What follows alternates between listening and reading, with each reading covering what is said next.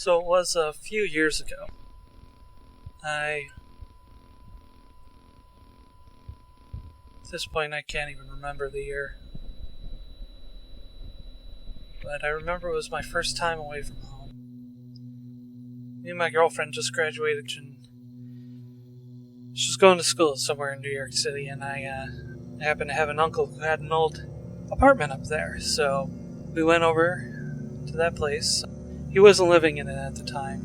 He was just sort of holding on to it, because these things appreciate in value. And he was kind enough to, let us stay there, and we moved in. We got all set up, and this apartment was really, it was more of a flat than what you would consider a livable space.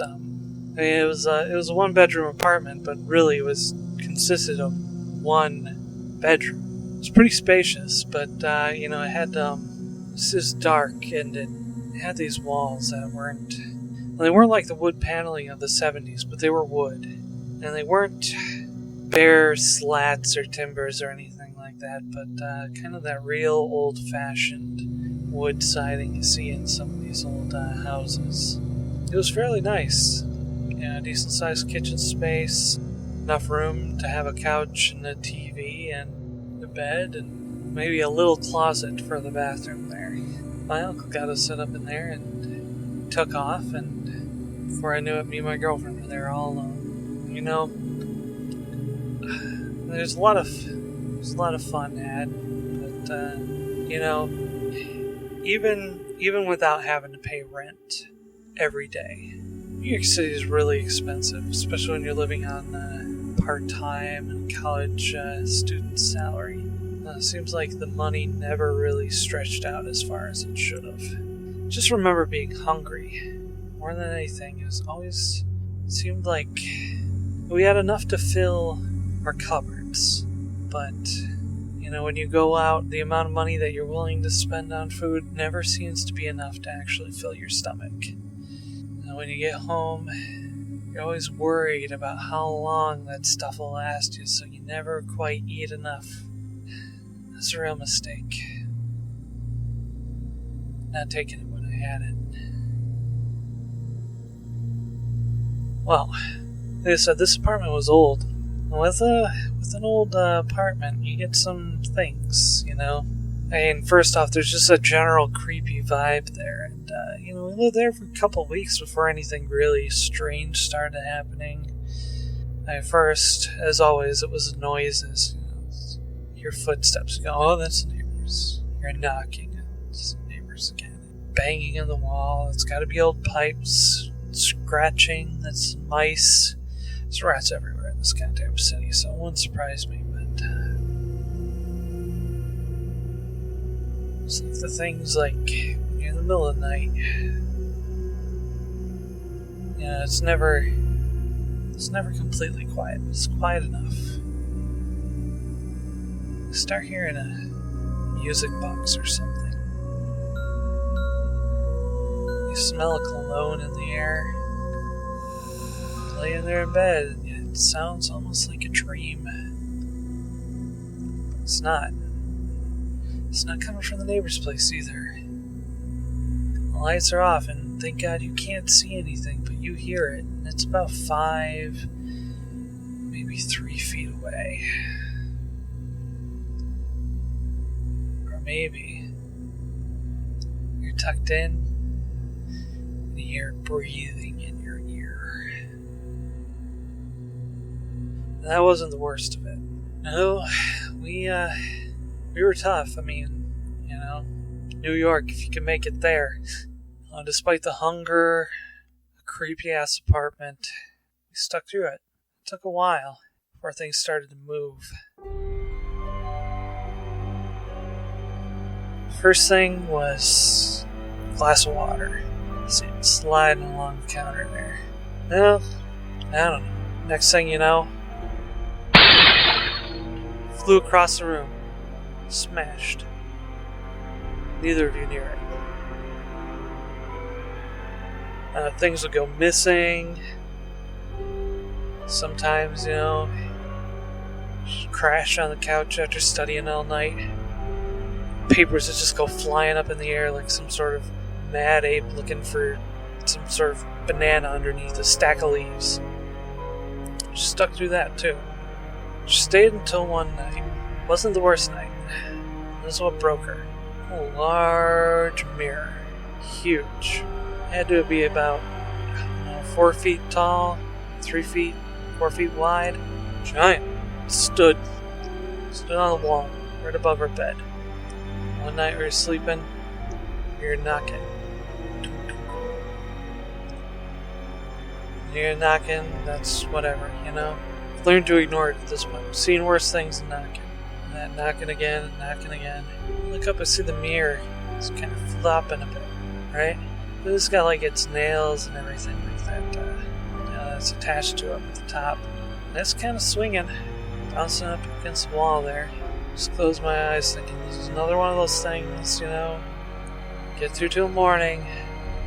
One more day closer to getting out of here. What happened next? Mirror flies off, lands on both of us, smashes, huge old cracks, tons of shards of glass, broken mirror all around us in the bed. She gets cut up pretty bad. Nothing too bad, nothing too dangerous. She just freaked the fuck out. That was it for her. That was too much. It took me like 2 or 3 days to get all the glass on the bed, you know? Change the sheets, get in there, you still feel something poke your ass or what have you. It's no good. After that, she never called, never tried to come back. Made a box of all her stuff, set it right by the door. I didn't hate her and I didn't blame her. Still don't know why I didn't leave. What I really don't understand is why I put the mirror back together. Every little piece, put it on the floor. A lot of free time, wasn't really thinking. This time I could hear them talk. I mean, not full sentences. They weren't like, "Did you pass the salt?" It's just whispers. Whispers kind of went up and down. Every now and then you'd hear a little something, like a name. Jim, Tim, I don't know. Tin? Yeah, I don't know. I don't know why I didn't put on music. I could play music while I'm watching TV. I guess I wanted to hear what they were saying. It's all like a puzzle, like that mirror. Just put it together, maybe I'd get some understanding of this place. Well, sat there, big old frame in the middle of the floor, tiny little shards of glass. Start with the big ones, put them in, put the smaller ones around it. It doesn't go there, it doesn't go over there. It's hard. 2 days. Cut myself a lot. Got it. Got it all back together. It held. Didn't even have to glue it. Kind of looked beautiful. Its own way. Every little piece reflecting a slightly different image. Get it all back together. Put it back on the wall. Crawled in bed that night. Underneath that same mirror. Looking at her box of things. Wondering if she'd stop by. Just kinda drifting off. Feeling cold, tired, hungry. Poor. Confused. Lonely.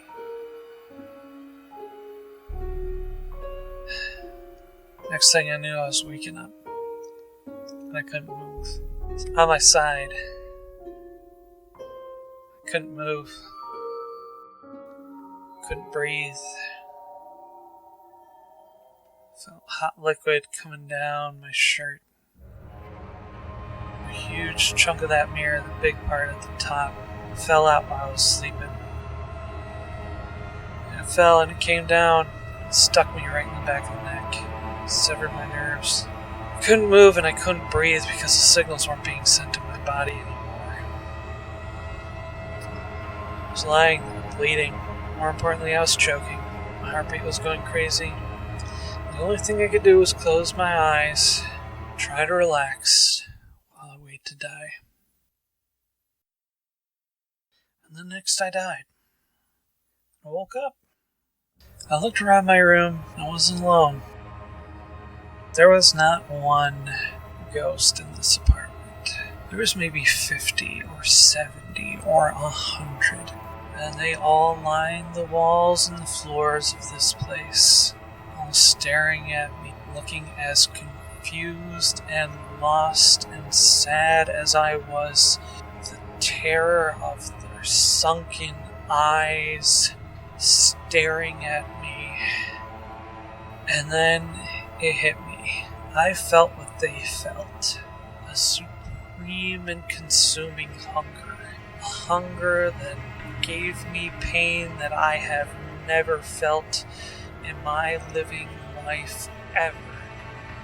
It crippled me and doubled me over and left me wanting to die all over again.